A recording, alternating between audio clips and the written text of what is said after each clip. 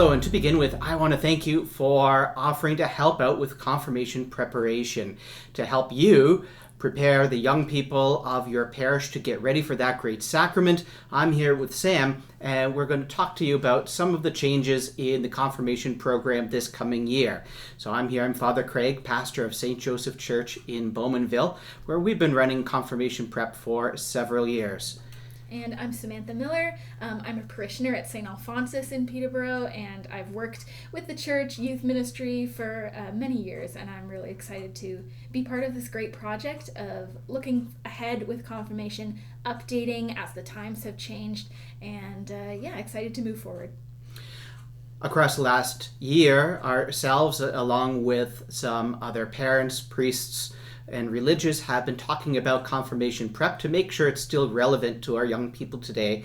And we, after some deliberation, did come up with a few minor adjustments in the confirmation program. Overall, it's very similar to what we've been doing for the last several years. We're still using Chosen from Ascension Press and as our guide. The big change is changing up the chapters that are covered. Yeah, so we've really taken a close look at the different chapters that we're going through because we want to make sure that all of them are really helping to build up the faith of these young people. If you've been a catechist or a priest for any length of time doing these kinds of programs, you might know that not every student who walks through is very familiar with the faith. And so one of our goals as we were kind of looking at the different chapters was to ensure that all of the chapters and the content, everything is oriented towards providing these students a chance to encounter Christ as they move towards confirmation, to that great day when they're filled with the Holy Spirit and they can be as open as possible to that experience.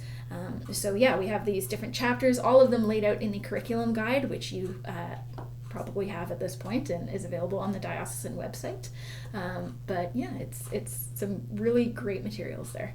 So maybe you are new to confirmation preparation, or maybe you've been involved for quite some time. Mm-hmm. This might be a refresher for you in that case, or maybe there's some new information for you here. And maybe to begin, we'll just start with the very beginning, promoting the confirmation preparation in your parish. Sometimes a big challenge is simply getting the word out to the young people in your parish and in the schools of your parish if you have them. Sometimes it's a challenge just getting that word out. And it's always sad when March comes by and a parent comes forward asking if it's too late to sign their child up for confirmation preparation. So we want to start right with some promo. Some things that might work in your parish, depending on the circumstances. I think all of our parishes we can announce from the pulpit, and we can encourage the people of our parish to get the word out on our behalf. We even print out postcards that can be handed out to parents that have a code on the back that they can use to sign their child up right on the spot. We hand those out in the doors of the church. And we also go to the school open houses in September. Most schools have an open house where they invite all the parents to come in. We put up a display there and man it with some volunteers. And again, we have these postcards that we hand out to as many families as possible to get the word out about confirmation, in addition to baptism and First Communion and things like that. So that's a big way. We also have a captive audience in our churches too, where we can talk to them about the importance of getting that word out to all the families. Maybe your church has some social media. Maybe you're on Facebook or Instagram or whatever. This might be a place to get that information out. Many schools have a parent face group page that parents can join and share news about upcoming school events with one another. That's another. If you can get on that, sometimes they're hard to get into, but if you can get on that, that's a great place to let parents know that confirmation preparation is starting up soon. Likewise, most schools have a weekly news email that they send out to parents, and that can be a great way to get the word out too about confirmation preparation. Next, we might want to talk about the second step, which is signing families up. This can vary again from parish to parish, how we want to sign children up to prepare for the sacrament of confirmation. On the diocese website, there is a sample template that you can download and use for a sign-up form, and you can adjust it to the unique needs of your parish. You can even adjust that and make it an electronic option, maybe using Google Forms or something like that, if you want to make that option there. Most families have internet in their home and they can sign their children up online, but there's nothing wrong with having a stack of paper copies and passing those out at the back of the church or from the school office or from wherever is best to have that sign up there for your First Communion prep. After you have got the word out and you've signed the young people up for confirmation, next are the requirements. Parents are going to want to know what's expected of me and my child. So just briefly, overall, there are 10 in-person sessions. So even right now, if this hasn't been done, might be a great time to go through your parish calendar and schedule in those 10 in-person sessions. And if you're a larger parish, you might want to have 2 groups or even more on different days of the week to offer some flexibility for families. But we're asking for 10 in-person sessions. Something to note about scheduling is that it's important not to schedule them too close together or too far apart. If you schedule them too close together, it's a lot of pain for you, who may also have to schedule reconciliation and Eucharist sacrament prep sessions as well. But if you schedule them too far apart, you run the risk of forgetting every person who is coming through the door of what their name is and then not remembering what happened in the last session. So usually I would aim for at least 1, if not 2 sessions a month, and trying to just fit that in between all the liturgical needs at your parish as well. And getting that schedule out as soon as you can to parents is a really great step in building that communication and trust. Yeah, that's some great advice there, and every parish is a bit different. Mm-hmm. Sometimes I've heard of some parishes that purposely don't schedule sacramental prep in the wintertime just to avoid the possible interference from bad weather or hockey season. So it can be possible to give a bit of a gap, in the middle of the year. Maybe if you get through 5 of the sessions before Advent, and then another 5 between March and April, that might be a chance to get all of that done there. Another requirement is a saint project. So we ask confirmation candidates to learn about a particular saint. There are some guidelines on the diocesan website already that you can use and adapt for your particular situation. You can ask them to present us. Some parishes have done it at big posters. They ask their confirmandi to make posters. Some have them write up a short report. Some, I've heard, ask them to make up a set of Google Slides to share, whatever works best for you, and maybe you want to provide them with a couple of options, whatever works best for the student. But we want them to learn about the saint name that they will take on at their confirmation. Some tips to help them, because if they're not familiar with the saints, some places they might turn to could be their part of their name or their middle name, if their family has kept the tradition of having a saint name as part of their name. Or maybe they want to look up the patron saint of the parish, or a particular cause that they are passionate about, or the patron saint of whatever hobby they're into. There are lots of saints we know, and in the Chosen book too, there is a saint for every chapter in here. There's 24 chapters, so they may even want to start by looking at some of the chapters in the Chosen workbook and pick from some of that. So we ask that you do give a due date. I recommend assigning a due date for this, or else you'll be harassing them at the end of the preparation period, and then everyone gets kind of upset. Myself, I put the due date as the end of the March break. So at the beginning of March break, I tell families this is the last chance to get that saint project done. Typically they can do it in 1 or 2 hours on the high end, and they over March break should be able to get that done. Another great suggestion for saint projects is to remember that if you have a school that is attached with your parish, part of the grade 7 curriculum for religion in the Catholic schools is to do a similar project. Something that we have done before at our parish is to give our saint project guidelines to the grade 7 teachers, and the grade 7 teachers have graciously in the past agreed to our guidelines in order to make it so that their students aren't having to make multiple saint projects in around the same course of time. So that can also be a helpful thing of linking in with the schools and getting them to help you and help the students. It's a win-win for everybody. Yeah, great point on including the schools in some of this preparation. And we can also include the parishioners of our parish as well in the preparation of our candidates, especially through 2 rituals over the year. There's a rite of welcoming and a rite of enrollment that are both recommended that you might fit in over the year. The rituals, they are actually on the diocese website that you can download and follow. And you would pick 2 weekends where at the masses you would invite the candidates forward.